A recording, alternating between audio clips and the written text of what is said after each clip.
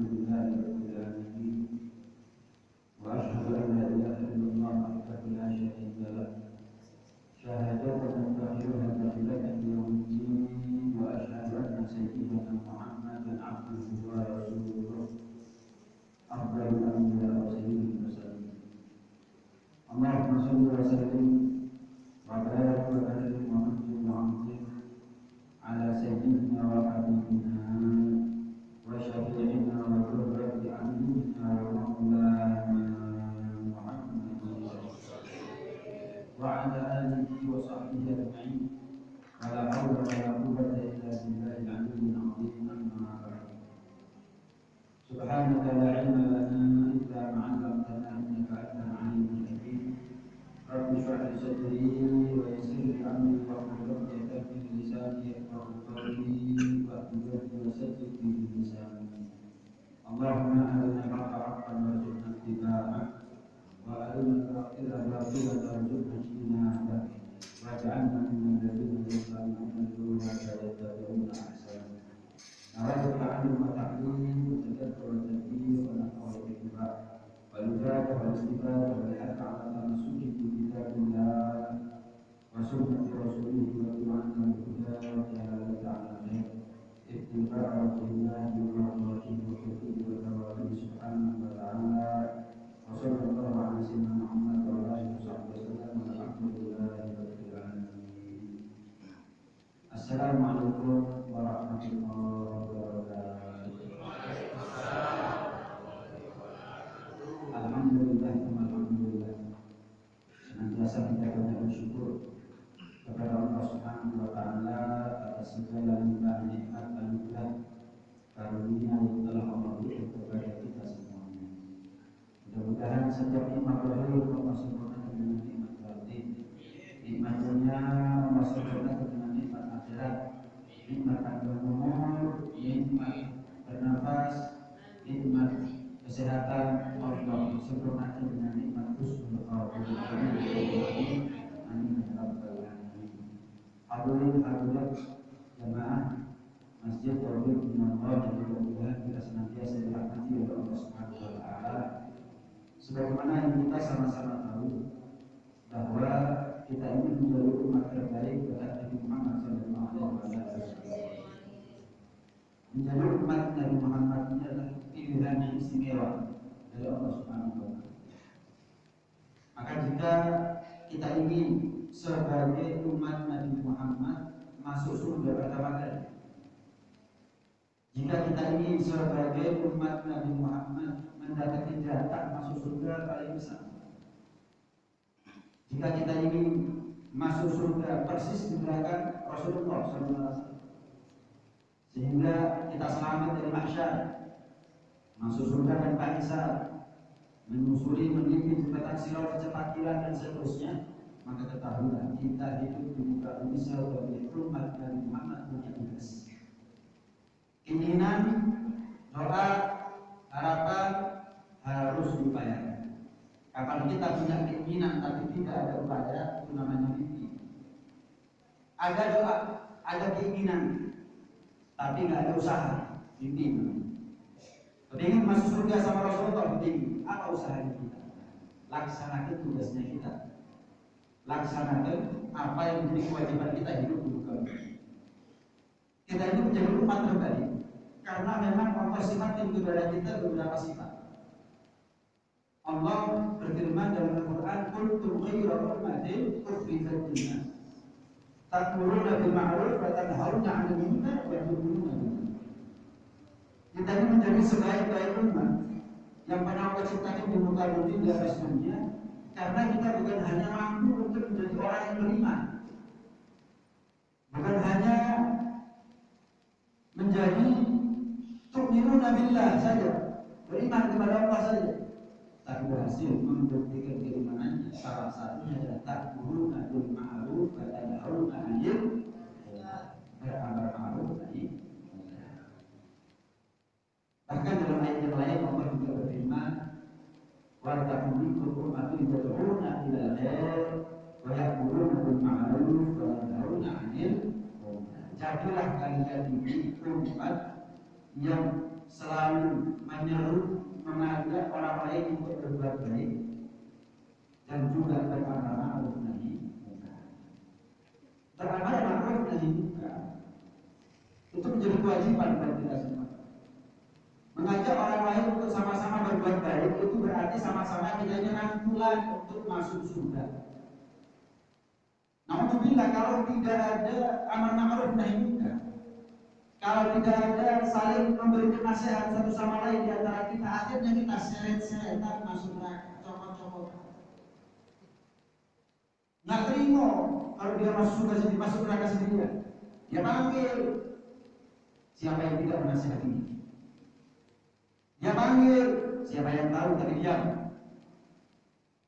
Ada iblis itu masuk neraka, tak kira dia. Walau konco anak mudanya, nggak puas dengan babi, nyari anak cucunya Nabi Adam, termasuk kita ini resiko menjadi temannya iblis ada di neraka untuk dunia. Nah, kalau kita kepingin selamat dari neraka, ya kita harus saling mengingatkan satu sama lain, saling beramal ma'ruf dan munkar, mengajak kepada kebaikan. Maaf, kadang-kadang ada orang dengan santainya dia bilang, setelah ketika di ruang api, bukan begini, kau selesai. Ada nggak orang? Ada mana? Kalau memang mau jadi orang baik, itu sudah loh, selesai bicara. Kamu punya Tuhan itu juga. Kamu bertanggung jawab kepada Allah sama, aku juga bertanggung jawab. Maka ketahui, kalau seandainya agama ini tidak dibangun atas dasar saling menasihati, saling mengingatkan, buya tatanan agama. Buat apa ada hanya amal sholat hanya berfalah? Bukan ada Rasul, bukan kata ada ajakan. Buat apa ada pengajian seperti ini? Bukan buat apa ada sholat berjamaah? Buat apa ada masjid? Kalau ada ajakan, masjid tapi nggak ada azan, sepi. Ada pengajian, tapi nggak ada ajakan. Atau belajar, tapi nggak ada respon.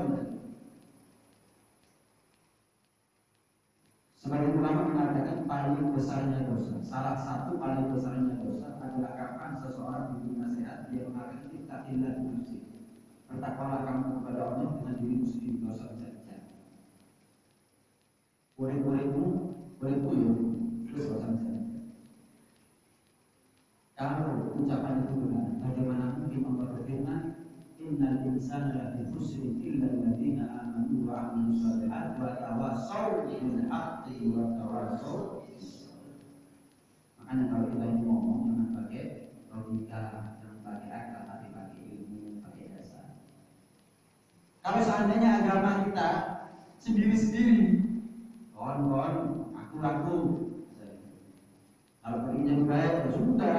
Kalau saya ngerti jadi baik, langsung aja. Ya tak perlu nanti, nggak perlu lama lebih.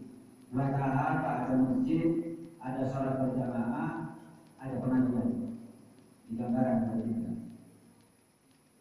Innal insana lafi khusrin illa alladziina aamanu wa 'amilus shalihaat. Saling memberikan wasiat tentang kebenaran dan kesabaran, bukankah itu termasuk amal soleh? Manusia ini merugi kecuali mereka yang beriman dan beramal soleh. Bukankah saling mewasiati kebaikan, kesabaran itu adalah bagian daripada amal soleh? Kenapa Allah sebut sendirian?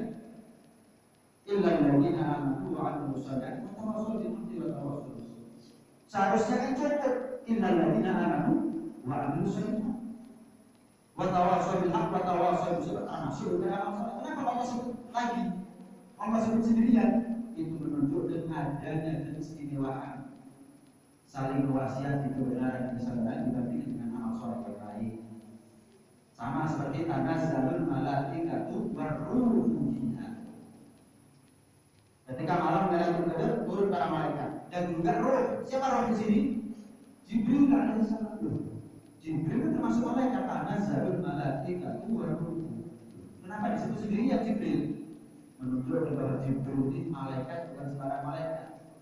Malaikat menjadi panglimanya para malaikat Sama amal soleh berupa watawasau bil haq, watawasau bis sabr.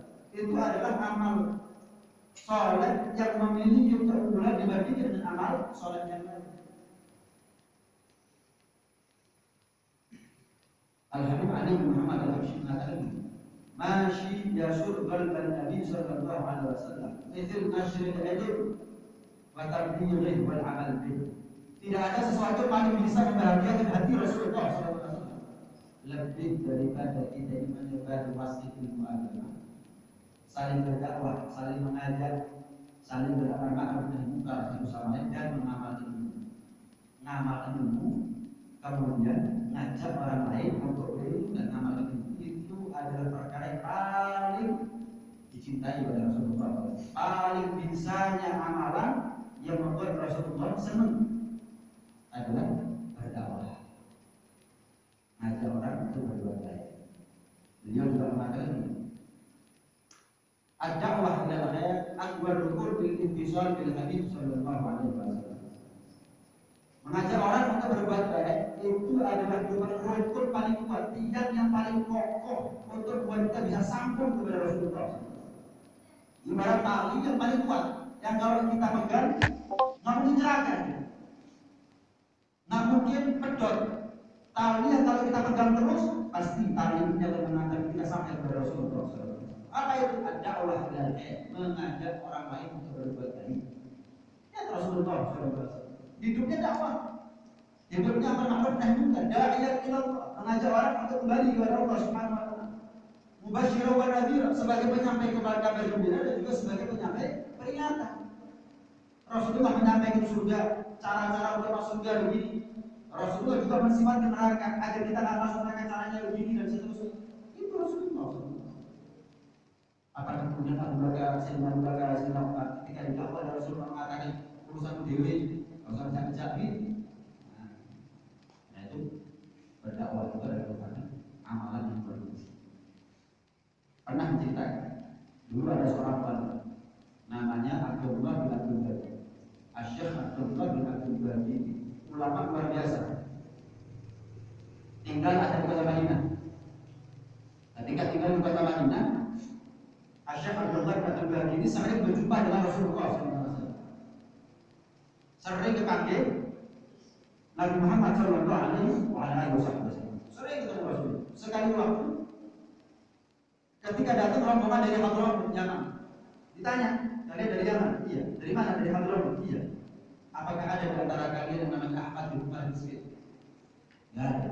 "Kenal nggak siapa Ahmad bin Umar bin Said?" "Enggak." "Sudah." Datang rombongan kedua, ditanya, "Dari mana?" "Yaman." "Yaman mana?" "Hadramut." "Oh, Hadramut." "Iya." "Kenal Ahmad bin Umar bin Said?" "Enggak." "Ada di antara kalian namanya Ahmad bin Umar bin Said?" "Enggak ada." Sampai dari rombongan ditanya dengan pertanyaan yang sama, "Apakah ada di antara kalian yang namanya Ahmad bin Umar bin Said?" "Enggak ada." "Ada nggak yang kenal?" "Ada." "Kamu ngerti?" "Saya kenal Ahmad bin Umar bin Said." "Anda kok tanya-tanya Ahmad bin Umar bin Said ini kenapa?" Rombongan pertama ditanya, rombongan kedua ditanya. Nggak tanya A, nggak tanya B, nggak tanya C, yang ditanya satu. Nggak tanya orang lain kecuali ada Habib Ahmad bin Umar bin Said. Tanya, apa perlunya Anda tanya-tanya siapa ada Habib Ahmad bin Umar bin Said? "Enggak, aku ini sering ketemu sama Nabi SAW. Di dalam mimpiku aku ketika ketemu Rasulullah SAW, nggak ada yang disebut kecuali Ahmad bin Umar bin Said. Nanti kapan ketemu lagi muji-muji Rasulullah terhadap Ahmad bin Umar bin Said? Aku nggak kenal, nggak pernah ketemu. Ternyata dia dari Hadramut Yaman. Ketika kalian aku tahu dari Yaman, aku tanya, alhamdulillah ketemu sekarang. Saya mau tahu kebiasaan hidupnya Ahmad bin Umar bin Said itu dari mana? Kok sampai setiap aku ketemu Rasulullah nggak ada lagi yang diikuti kecuali beliau?" Maka dikatakan Ahmad bin Umar bin Said itu kehidupannya adalah dakwah, ngajar orang untuk berbaik, ngajar tata caranya sholat, tata caranya pergi, tata caranya puasa, sampai diceritakan dalam sebagian kitab, jika kamu dalam keadaan musafir, kemudian di tengah perjalanan kamu mau sholat berjamaah, bingung siapa yang dari imam, cari orang yang dari Syibam. Syibam ini kota di mana Al-Habib Ahmad bin Umar tinggal.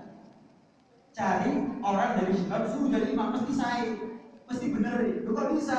Orang yang tinggal di kota Syibab di masa hidupnya Al-Habib Ahmad bin Umar bin Muslim, tidak ada yang akan dipekik walaupun dia punya pekerjaan kasar. Di orang sekarang kamu baca tadi dipekik, orang satu di jalan nanti pekik, sopir di jalan nanti pekik.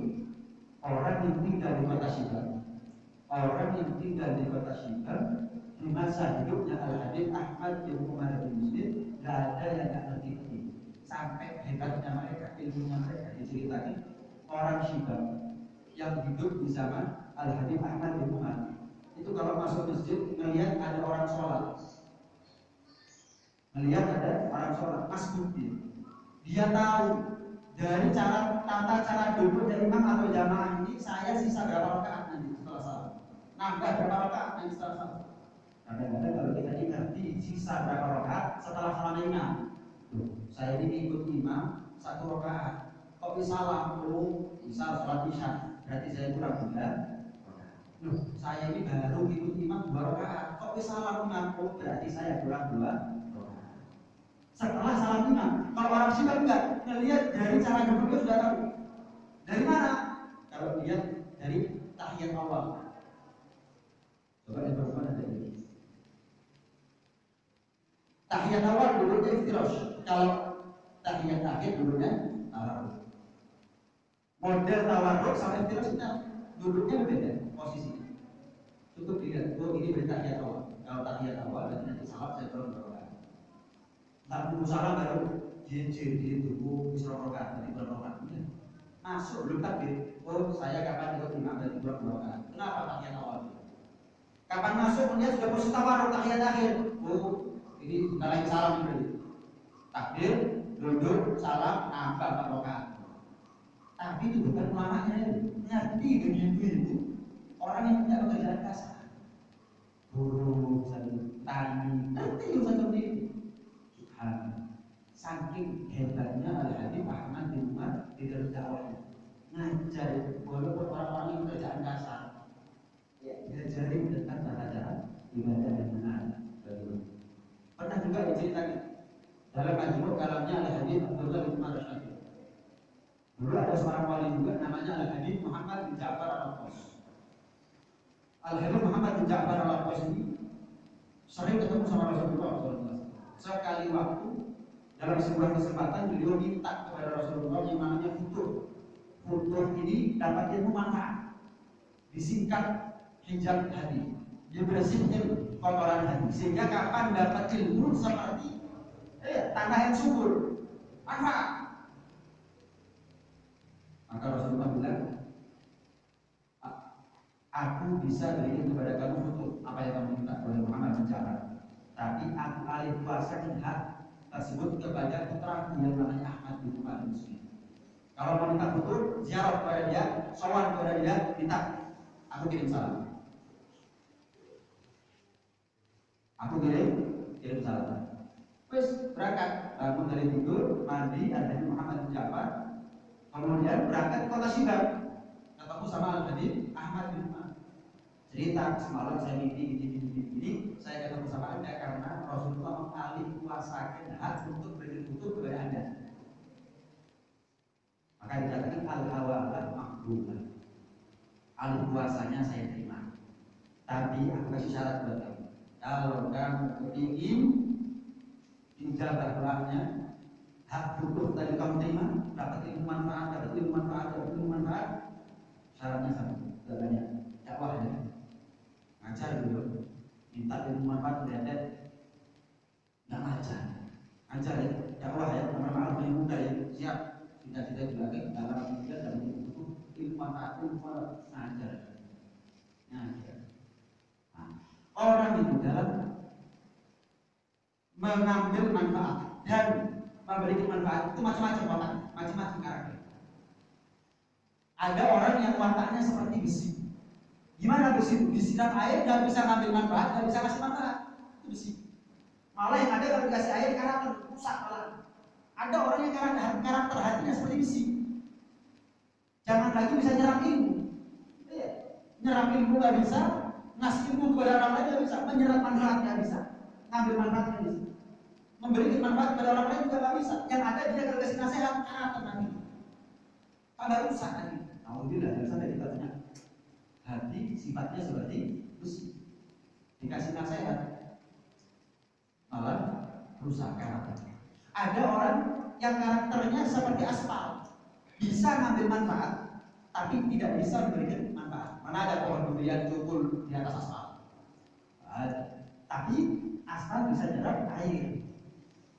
Ada orang itu yang bisa ngambil manfaat, tapi nggak bisa ngasih manfaat. Pasif. Melihat kemungkaran depan mata, biar. Melihat orang maksiat, biar. Nggak ada ngajak orang berbuat baik, pasif. Ada orang itu yang punya karakter seperti tanah yang tandus, kering, gersang. Bisa ngambil manfaat, menyerap air. Tapi untuk memberikan manfaat kepada orang lain butuh waktu. Dari tandus, kering, gersang menjadi subur. Butuh proses, butuh waktu yang lama. Ada yang seperti tanah subur, dikasih nasihat, manfaat, disiram air, tumbuh. Nggak sebulan kemudian kecuali sudah berbuah, dirasakan buah manisnya. Nah, kita di antara 4 kelompok ini, besi, aspal, tanah kering, sama tanah subur, ada di mana? Tentu berharap kita ini tanah subur, karena kenyataannya. Nah, waduh di Soro dakwah mungkin saya ini belum jadi orang tepat masih masuk dakwah. Saya mau tanya, khusyuk itu Soro berapa? Sama sholat gimana? Ayo, berarti sholat sampai khusyuk, bukan nunggu khusyuk baru. Saya belum jadi orang soleh itu masuk dakwah. Bukan menjadi syarat kapan kita mau dakwah harus jadi orang soleh. Itu dua kewajiban yang berbeda yang jalan beriringan tapi tidak saling terikat satu sama lain. Jadi orang soleh kewajiban A, berdakwah beramar ma'ruf nahi munkar kewajiban B. Melakukan bareng tidak saling mengikat. Guru soleh kalau dakwah ada.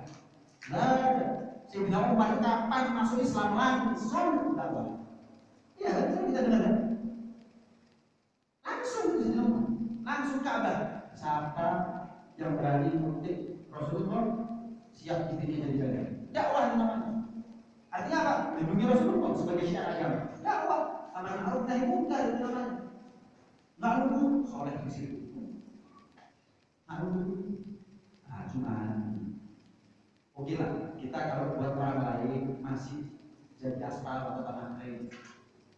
Misalnya kalau besi enggak, mungkin masih aspal atau tanah kering. Buktinya kita masih hadir. Buktinya kita masih hadir, itu bukan besi. Ya, mana ada besi senang baju. Musuhnya baju. Besi, bandingkan itu sama air, kenapa karakter rusak? Kita alhamdulillah, itu bukan besi, tapi antara dua. Apa? Tanah kering atau aspal. Untuk orang lain nggak apa-apa, kita masih di tanah kering, masih di aspal, ya nggak apa-apa. Cuma buat keluarga kita di rumah nggak boleh kita ini jadi tanah kering atau aspal. Harus jadi tanah subur. Jadi ustaz di kampung hukumnya kalau kita ya satu ada berkewajiban yang lain, tapi bapak atau suami jadi ustaz buat anak istri itu berkewajiban. Ibu atau istri menjadi ustazah bagi suaminya dan putra putrinya anak-anaknya itu ada kewajiban. Ya ayyuhalladzina amanu qu anfusakum wa ahlikum. Jaga diri, jaga keluarga daripada ahli neraka. Gambaran bahwa kita ini kalau di rumah harus jadi tanah subur, nggak boleh pasir. Kita sekarang dapat ilmu. Pulang sampai kepada anak kita wajib gurunya. Kalau enggak anak kita mau jadi apa coba? Makanya kita ini sering sholawatan. Mungkin ada di antara kita yang punya rutinitas setiap hari 100 kali sholawat. Saya mau tanya, pernah ketemu Rasulullah? Loh kenapa? Karena kita melakukan yang sunnah tapi meninggalkan yang wajib. Bagus. terus sholawatan kemana-mana. Minggu ikut majelis A, Senin ikut majelis B, Selasa ikut majelis C, seminggu pun ikut sholawat. Belum ditambah wiritan nih. Ada yang 100 kali, 200 kali sholawat setiap hari. Luar biasa. Pernah ke Panti Rasulullah? Jadi mati. Lu berarti ada yang tertinggal dari balik kewajiban. Apa? Tidak melakukan minimal kepada anak istri kita di rumah. Contoh saja. Kita sekarang ada di sini. Anak kita sekarang ada di mana? Sedang apa? Bersama siapa? Kita sekarang di masjid. Tapi anak kita di mana? Bersama siapa di sana? Pertanyaan. Satu. Yang kedua, kadang orang sekarang anak umur 7 tahun diajak ke masjid. Bagus, belum wajib sholat kan? Tapi biar terbiasa sholat. Tapi kapan anak umur itulah sekali diajak ke masjid? Kapan wajib malah diajak ke masjid? Kapan nggak wajib diajak? Aneh. Bukan saya ngomong berarti kalau umur sholat nggak perlu. Cuman sih istiqomah. Misal dengan nanam buah mangga, panen 6 bulan lagi, masa disiram cuma 3 bulan? Jadi disiram sampai 6 bulan, dikasih pupuk sampai 6 bulan, dirawat sampai 6 bulan, panen 7 tahun diajak kursi, 8 tahun diajak kursi, mulai umur 10 pedot 11 tahun, 7 tahun berangkat ke masjid, sudah kagak panen. Contoh nomor 3, kadang-kadang kita ini ahli berjamaah di masjid, ahli majelis, ahli pengajian, masya Allah luar biasa. Tapi istrinya buka aurat kan? Istrinya buka aurat gitu. Anaknya digandeng laki-laki yang bukan mahramnya diculik. Sepeda motor itu tuh anaknya. Dia dulu sendiri tak tahu buat kamu. Beli mobil baru. Ada orang yang nggak kita kenal, seliwar, curiga kita, terus maling. Anak kita putri dipegang, digonceng sama laki-laki, kok nggak ada? Terus maling mana? Nggak ada. Anak kita menghilangkan sepeda motor, ngamuk gitu. Kok iso hilang? Wah, ngamuk harus. Anaknya kita kehilangan akhlak, kita masih fasilitas di HPD, di YouTube, di internet, di game. Itu sama seperti orang ngomong, orang tua ngomong sama anaknya, lek lakan rusak anak. HP, YouTube, internet, game. Bagus. Game sekarang ya? Hah? Ya Allah, jenengan Pak, Bu, kalau main gamenya anak sekarang ini, masuk sebentar sih kita ada sini.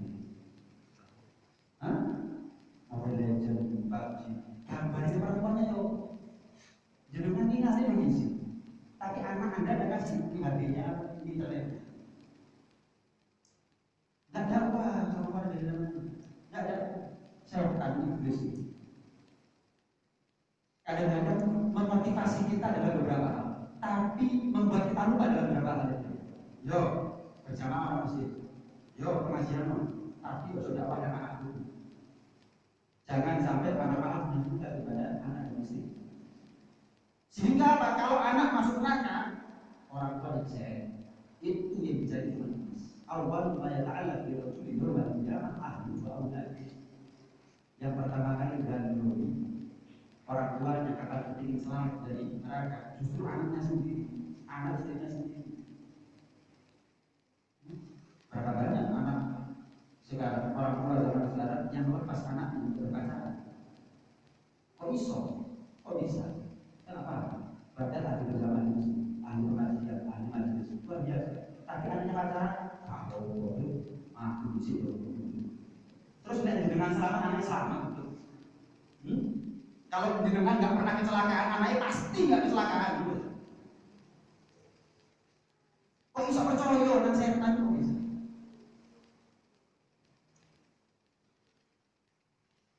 Alhamdulillah.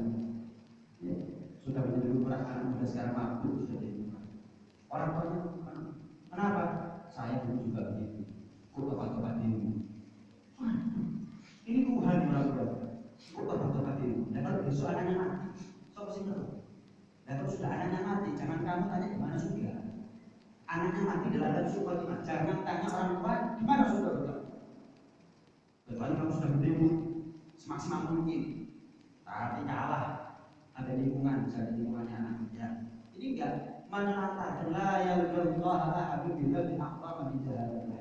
Tidak ada dosa yang paling besar dipikul oleh seseorang ketika dia berhadapan dengan Allah kecuali dosa kapan dia menelantarkan pendidikan agama buat anak di sini, buat anak dan di sini. Jangan motif aku siap untuk bapak-bapak ini. Ada yang mati suruh khotimah. Jangan tanya kamu sudah dari mana. Ini dakwah sebetulnya. Ini dakwah. Ini dakwah.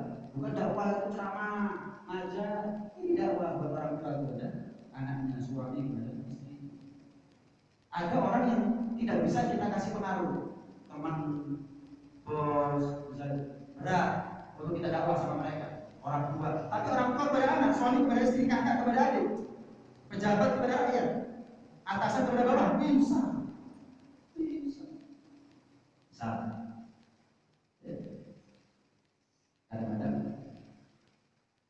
non muslim kalau punya pegawai muslim, apalagi kalau sudah momen 25 Desember ini, justru pakai itu macam-macam, tidak pecah.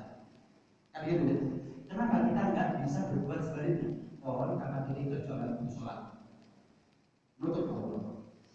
Pak enak, non muslim enak kok sama saudaranya kita seperti ini. Seperti ini saudaraku, pagi ini. Kok ini potong jika aku sholat, mereka enak. Kenapa kita nggak enak nyelamatin saudara? Itu saudaraku sholat itu kenapa tidak? Kalau itu sembuh. Kenapa bisa? Orang lain bisa? Enak mereka macam seperti itu. Kadang-kadang tukang pom bensin ya, itu isi berapa tapi dari kopi seperti itu. Kenapa? Itu kan tidak pecat. Kenapa kita tak berusaha untuk menyelamatkan mereka? Itu dakwah sebetulnya. Lalu kita atasan dia bawahan. Gambaran, ini gambaran. Anak bolos sekolah, anak bolos sekolah. Jangan lagi ngaku, kita kau ini loh. Berarti sehari itu 5 kali sholat. Subuh jadi buruhku asal itu kita kau ini loh. Apalagi bolos sekolah. Kamu ini apa ngapain? Alpa 15 dino, dia itu belakang. Anak bolos sholat, tenang, itu gimana nih anak bolos sholat itu? Berat gimana anak kamu? Doa kita kasih hari, kasih pupuk dengan makanan yang halal, jaga daripada lingkungan yang baik, selamat, apalagi motor baru, jadi jangan ikut merayakan larangan. Kita kadang-kadang kakek alasan, akhirnya. Anggap ada saya tidak interaksi sama dari kekuri dari adik ibu kita kan wangi. Ya kalau dia menghilang sepeda motor kok keras. Kalau dia bolos sekolah kok keras. Jadi dia keras tambah wangian. Ayo untuk urusan syariat jangan keras. Urusan dunia keras. Seharusnya terbalik, urusan dunia kurang lebih. Tapi urusan syariat jangan main. Seharusnya begitu. Keras dalam prinsip itu aja. Keras dalam prinsip orang tua pada itu aja. Sing penting anak keras ya. Bukan terus anak ini jadi samsak hidup ini. Ya, keras dalam urusan prinsip itu aja. Nggak ada masalah. Biar anak itu kalau takut kepada Allah berat, tapi takut kepada orang tua itu. Ada sebagian anak yang nggak mau dia maksiat, bukan karena takut kepada Allah. Waduh, karena aku mau mampu minuman, nggak ada dia anak. Rai tidak diraih, nggak apa-apa. Nanti ketika dia besar, dia tahu untung aku juga keras. Nggak keras, wah, nggak garu-garu banget. Baru kecil, keras banget. Ya, namanya anak kecil belum sempurna cara begini. Ketika dia dewasa, dia tahu kenapa bapak keras. Tapi dalam urusan prinsip, bukan benar aku keras. Sampai kucing kapan kita masuk rumah meninggal, enggak. Keras dalam beberapa hal, sholat, untuk aurat, jaga pergaulan, dan seterusnya. Itu prinsip. Tidak ada masalah seharusnya. Tidak ada masalah. Anak kita kasih ngaji di dunia. Tak seakan kepada kita nanti di akhirat bantu. Seakan itu. Nanti di akhirat dia tak seakan sama kita. Ngaco protes. Saya nggak terima ya untuk kalau ayah saya masuk surga, sementara saya masuk neraka. Bayangin. badan disik urip dunia tak sakit ya. Ini akibatnya kalau kita sakit dunia sampai mengorbankan urusan agama syariat. Ini akibatnya. Sakit dalam urusan yang lain. Misalnya kita sepeda motor bilang sakit, begitu proses semua kan begitu ya. Urusan agama gawat katanya. Nah, itu prinsipnya. Mudah-mudahan dibaca dengan kita Allah Subhanahu wa taala. Dijaga ketika kita Allah Subhanahu wa taala. Kemudian kita dipakai mental untuk bisa berdakwah minimal kepada keluarga, anak-anak menemukan minimal kepada keluarga. Kemudian kita hidup dalam keadaan Islam, dimati dalam keadaan Islam. Hidup dalam keadaan dunia, dimati dalam keadaan dunia. Apa arti pepatah yang pernah kami dengar? Zaman ini memegang syariat sama dengan memegang darah di tangan. Ini bukan pepatah, tapi adalah hadis Rasulullah SAW. Ini ucapannya Rasulullah, nasihatnya Rasulullah. Orang ini dari zaman berpegang teguh terhadap syariat itu seperti orang memegang bara api. Gimana bara api itu? Mau nggak mau dipegang. Kenapa? Kalau dicul merantak kemana-mana. Punya rumah, ada rumah, ada api kecil. Mau nggak mau dipegang. Ada bara api. Kalau saya lepas ini bara api, anak jadi korban, istri jadi korban. Agama mereka jadi korban. Mau nggak mau harus dipegang. Memegang prinsip, memegang syariat, memegang aturan agama di zaman yang penuh fitnah, zaman yang rusak seperti ini, dia akan menjadi orang asing. Tuba lil ghuraba, kata Nabi. Beruntunglah orang yang asing, alladzina yuhyuna ma amatahum nas. Bada ad-din ghariban wa sayaudu ghariban. Agama ini dimulai dengan keterasingan. Nanti di akhir zaman akan kembali asing. Beruntung orang yang asing di akhir zaman. Beruntung orang yang asing di akhir zaman, kata Rasulullah SAW. Siapa? Mereka yang melestarikan ajaranku sementara orang lain banyak berusaha untuk meninggalkan ajaranku. Termasuk yang baru kita bahas. Keras anak-anak dalam urusan fisik itu jarang. Bila di saat yang mau tua, pegang seperti pegang berani. Enak kalau nggak enak pegang berani, tapi salah. Korban tangan, korban diungkapno, korban dalam sok suci, korban dimaki, korban dicaci, korban diumpat, korban dirasani. Nah, pokok seperti akhirat itu kamu. Maaf, daripada nuruti jantung ibu, tapi akhirat saya nggak selamat. Keras sekali masalah sholat anak pokok sebenarnya anak sholat. Di mana nggak keras ada sholat? Karuan ya jarang ada anak lebih keras itu sholat. Masalahnya kan jarang dikeraskan ada sholat. Itu nggak benar. Nah, ada yang lain? Ada usulan oke, ya pengajian oke. Permasalahannya begini, kita ini ketemu sebulan sekali. Nanti sebelum kita hidayah kita pelajari ada kajian begini. Tapi karena ketemunya sebulan sekali jadinya lambat, nggak masuk ke peki. Nah, saya sekarang usul. Gimana usulnya? Dengan kalau ada masalah sampai tidak ada pertanyaan.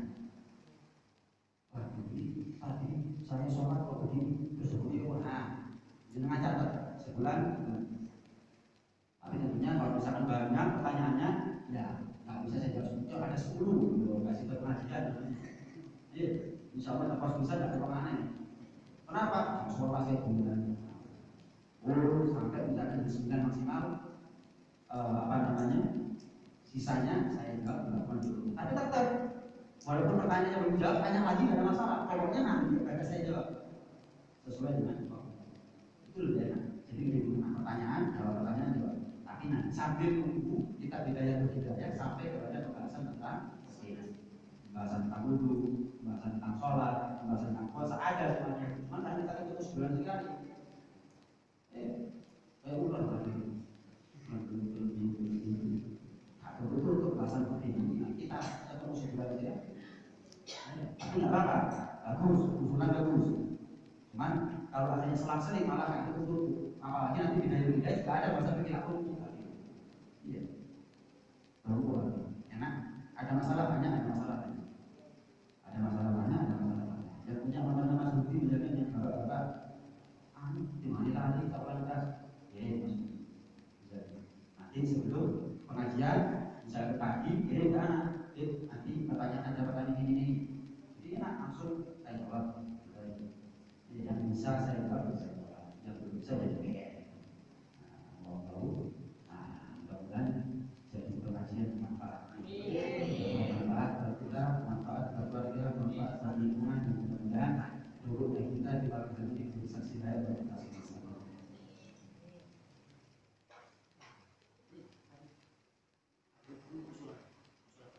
Bismillahirrahmanirrahim. Alhamdulillahirabbil alamin. Wassalatu wassalamu ala sayyidina Muhammad wa ala alihi sayyidina Muhammad